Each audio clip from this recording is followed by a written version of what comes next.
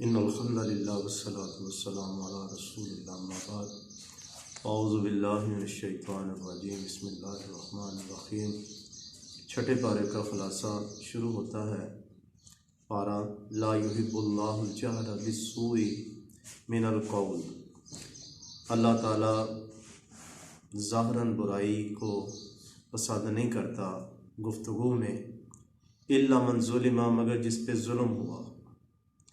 ویسے تو غیبت بھی جائز نہیں ہے، لیکن ایسا شخص جس پہ ظلم کیا گیا ہے وہ اپنا احتجاج ریکارڈ کر سکتا ہے۔ اس کو اجازت دی گئی کہ وہ اپنے دل کی بڑاس نکال سکتا ہے۔ وَكَانَ اللَّهُ سَمِيعًا عَلِيمًا، اللہ تعالیٰ سننے والے اور جاننے والے ہیں۔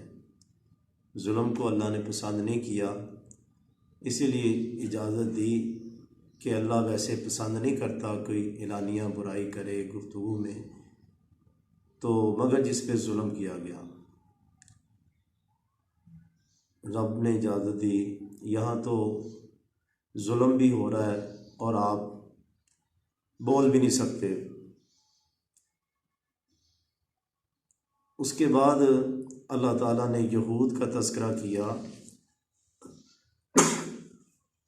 ان الذین یکفرون باللہ ورسلہ، جو اللہ رسول کا انکار کرتے ہیں، یریدون ان یفرقوا بین اللہ ورسلہ، اللہ اس کے رسولوں کے درمیان فرق کرتے ہیں، کہتے ہیں نؤمن ببعض، ہم بعض کو مانیں گے، ونکفر ببعض، بعض کا انکار کر دیں گے۔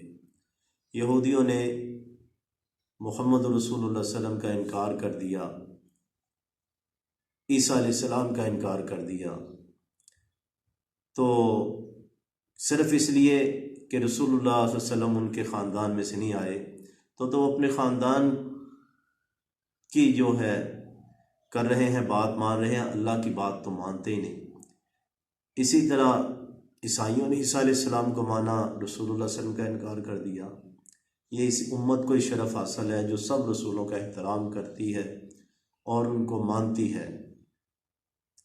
اس کے بعد اللہ تعالیٰ نے فرمایا کہ ان کو ہدایت کیوں نہیں آ رہی، یہود کو ان کے جرائم بہت بڑے ہیں، وہ جرم حائل ہیں۔ فبما نقضہم، انہوں نے عہد پختہ ہو جانے کے بعد عہد کو توڑا، قتلہم الانبیاء، نبیوں کو قتل کیا، زکریا علیہ السلام، یحییٰ علیہ السلام۔ پھر دھڑلے سے نبی ان کو سمجھاتے، کہتے قلوبنا غلف، جو مرضی زور لگا لو، ہمارے دلوں پہ غلاف چڑھے ہوئے ہیں، ہم بڑے پکے ہیں۔ اللہ پاک نے فرمایا بلکہ طبع اللہ علیہ بکفرہم، ان کے کفر کی وجہ سے ان پہ مہر لگا دی گئی۔ اسی طرح ان کا ایک بہت بڑا جرم بہتان عظیما، بہت بڑا بہتان لگایا حضرت عیسیٰ علیہ السلام کی والدہ محترمہ پہ۔ حالانکہ عیسیٰ علیہ السلام کی والدہ محترمہ بہت پاک باز، عبادت گزار اور بنی اسرائیل میں قابل احترام تھی۔ جب اللہ نے کنواری مریم کو بچہ عطا کیا تو بہت زیادہ بولنے لگ پڑے، تو ماں کی گود میں عیسیٰ علیہ السلام نے کلام کیا کہ میں اللہ کا بندہ ہوں۔ سب چپ کر گئے، ایک عظمت بیٹھ گئی۔ 30 سال تک انہوں نے نہ عیسیٰ علیہ السلام کو کچھ کہا، احترام ہی کرتے، سیدہ مریم کے بارے میں کچھ نہیں کہا۔ لیکن جب عیسیٰ علیہ السلام نے ان کی غلطیوں پہ ٹوکنا شروع کر دیا، ان کے عقیدے کی اصلاح، تورات کے اندر جو تحریف کرتے، تو ان ظالموں نے عیسیٰ علیہ السلام کو ولد الزنا کہنا شروع کر دیا۔ کنواری مریم پہ بہتان عظیم، بہت بڑے بہتان لگانے شروع کر دیے۔ تو یہ ہیں وہ جرائم جو ان کو ہدایت کی طرف نہیں آنے دیتے۔ پھر اسی طرح عیسیٰ علیہ السلام کے بارے میں اسی چھٹے پارے میں ہے، وہ کہتے ہم نے عیسیٰ ابن مریم کو قتل کر دیا۔ اللہ کہتے وما قتلوہ وما صلبوہ، نہ انہوں نے قتل کیا نہ صلیب پہ چڑھایا، ولکن شبہ لہم، بلکہ ان کے لیے معاملہ مشتبہ کر دیا گیا، یعنی کہ وہ یقینی نہیں کہہ سکتے۔ کیا کیا اللہ نے؟ بل رفعہ اللہ الیہ، اللہ نے اس کو اپنی طرف اٹھا لیا۔ ویسے تو جو فوت ہوتا اس کے بارے میں یہی بندہ کہتا ہے جی اللہ نے اٹھا لیا، لیکن یہاں عیسیٰ علیہ السلام کے متعلق اٹھا لیا۔ آگے اللہ کی صفت ہے وَقَانَ اللَّهُ عَزِيزًا حَكِيمًا، اللہ زبردست ہے، اور غالب ہے حکمت والا۔ تو یہاں سے پتہ چلتا ہے کہ اللہ نے یعنی کہ خاص معاملہ کیا، اللہ زبردست ہے۔ اور پھر یہودی کہتے ہیں ہم نے قتل کر دیا، عیسائی بھی کہتے ہیں صلیب پہ چڑھا دیے گئے، اللہ کہتے ہیں نہیں چڑھائے گئے، کسی اور شخص کو ہی انہوں نے صلیب دے دی۔ تو اور احادیث کے اندر بھی آتا ہے، رسول اللہ صلی اللہ علیہ وسلم فرماتے ہیں قیامت کے قریب عیسیٰ علیہ السلام کو زمین پہ اتارا جائے گا، دمشق کی ایک مسجد کے مینارے پہ اتریں گے، اس کے بعد سیڑھی لگائی جائے گی، وہ نیچے تشریف لائیں گے، کیونکہ اب اسباب کی دنیا میں آگے ہیں تو سیڑھی سے نیچے اتریں گے۔ جس طرح اسباب کی دنیا میں معراج شروع ہوا تو براق پہ گئے، اور آگے آسمانوں میں وہ اسباب کی دنیا نہیں تھی، اللہ تعالیٰ ساتوں آسمانوں پہ اپنے نبی کو لے گئے۔ رسول اللہ صلی اللہ علیہ وسلم فرماتے ہیں یاجوج ماجوج عیسیٰ علیہ السلام کی موجودگی میں ہی آئیں گے، بڑی تباہی مچائیں گے۔ اس کے بعد عیسیٰ علیہ السلام مومنوں کو پہاڑوں پہ لے جائیں گے اور پھر دعا کریں گے، ایک بیماری اللہ تعالیٰ پیدا کریں گے ان کی گردنوں میں، یک لخت سب مر جائیں گے۔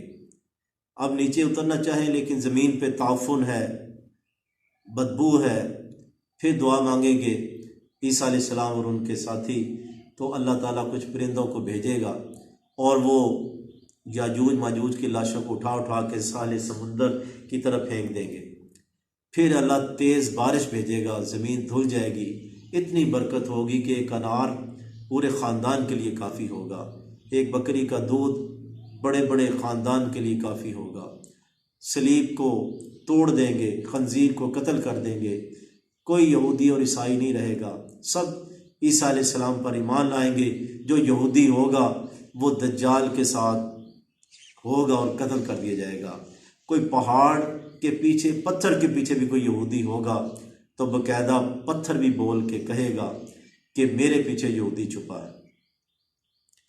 اس کے بعد اللہ تعالیٰ نے فرمایا حرمت علیکم المیتۃ والدم ولحم الخنزیر، 3-4 جگہ یہ حکم ہے کہ تم پہ حرام کر دیا گیا مردار، مری ہوئی چیز۔ رسول اللہ صلی اللہ علیہ وسلم فرماتے ہیں ٹڈی اور اسی طرح مچھلی مردار ہے لیکن میری امت کے لیے حلال ہے۔ خون حرام ہے لیکن فرمایا 2 خون حلال ہے، ایک کلیجی کا اور ایک تیلی کا، یعنی کہ بہتا ہوا خون حرام ہے۔ وَلَحْمُ الْخَنْزِيرِ، خنزیر کا گوشت، وَمَا أُهِلَّ لِغَيْرِ اللَّهِ بِهِ، اور جو غیر اللہ کے نام کی چیز مشہور ہو جائے، غیر اللہ کے نام یعنی کہ اللہ کے علاوہ کسی کے نام کی، وہ پیغمبر ہے، وہ کوئی دیوی دیوتا ہے، کہ ایسی نیاز بھی اسی طرح حرام ہے جس طرح سور کا گوشت اور مردار اور خون حرام ہے، کیونکہ اللہ تعالیٰ تو وہی خالص چیز کو ہی قبول کرتا ہے۔ آپ سجدہ اللہ کو کر رہے ہیں، سبحان ربی الاعلیٰ پڑھ رہے ہیں، لیکن اگر آپ نے دکھاوا کیا من رأى فقد اشرک تو وہ شرک ہو گیا۔ اسی طرح جتنی نیازیں، جتنے چڑھاوے جس میں یہ کنسیپٹ ہو کہ فلاں دیوی فلاں بزرگ خوش ہوگا، راضی ہوگا اس نیاز سے، اگر نہ دی تو وہ ناراض ہوگا، تو یہ نظر و نیاز غیر اللہ کے نام کی ہے، کیونکہ اللہ کے لیے تو ہے ہی نہیں، یہ رضا بھی کسی اور کی ہے اور خوف بھی کسی اور کا ہے۔ تو تمام عبادتوں میں اللہ کی رضا مقصود ہوتی ہے۔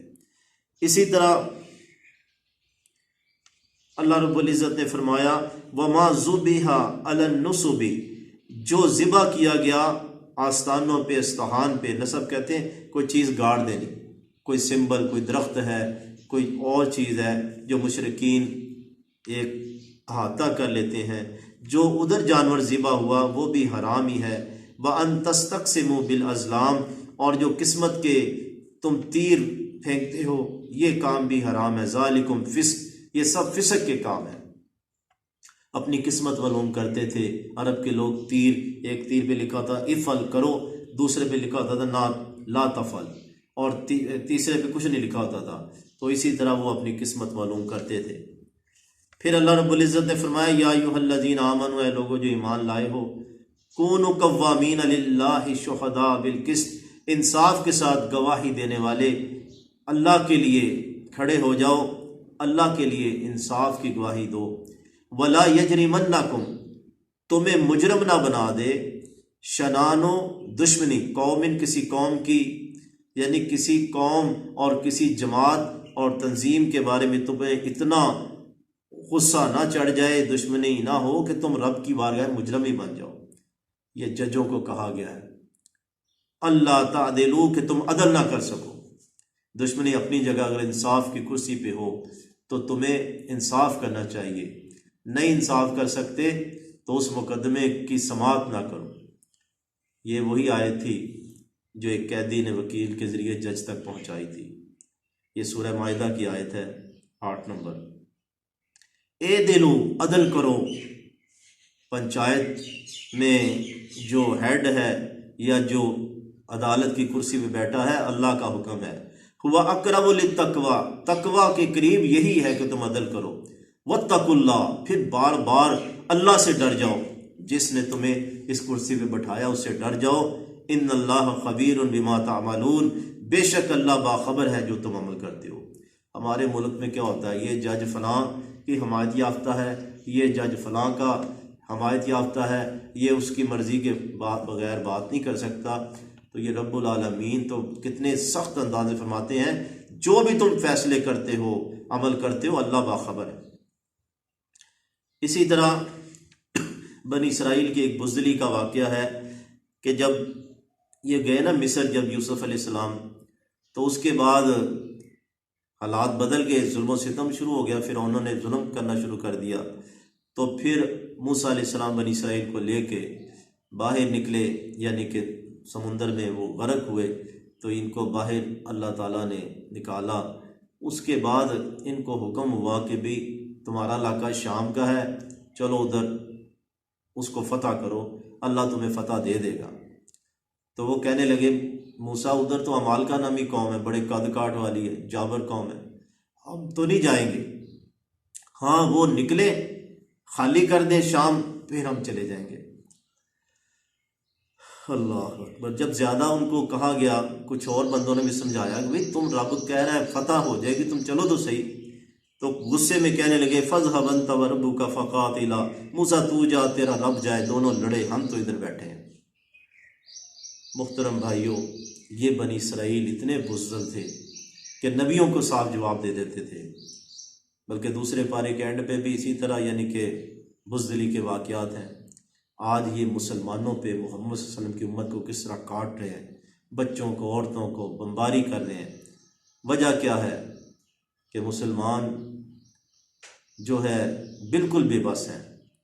ہاں امریکہ کسی کو جہاد کہے، کسی جنگ کو، دیکھ لینا روس آیا تو کس طرح سب ملکوں میں سہولتیں انہوں نے رکھ دیں، لیکن آج فلسطین کے لیے کوئی جھنڈا تک نہیں لہرا سکتا، کوئی اس کی حمایت میں جلوس نہیں نکال سکتا،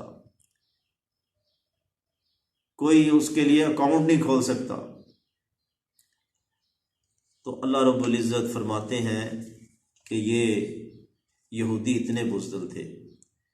اس کے بعد فرمایا آدم علیہ السلام کے 2 بیٹوں کا تذکرہ، ایک کی قربانی قبول ہو گئی، دوسرے کی نہیں ہوئی۔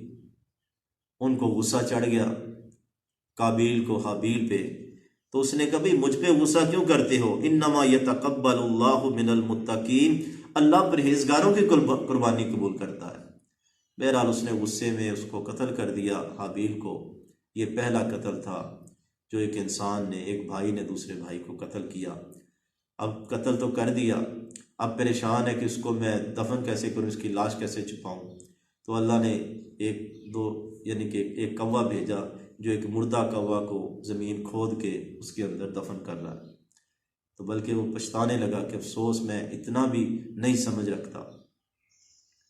پھر فرمایا مومنوں وابتغوا الیہ الوسیلہ، اللہ کی طرف وسیلہ تلاش کرو۔ وسیلہ کیا ہے؟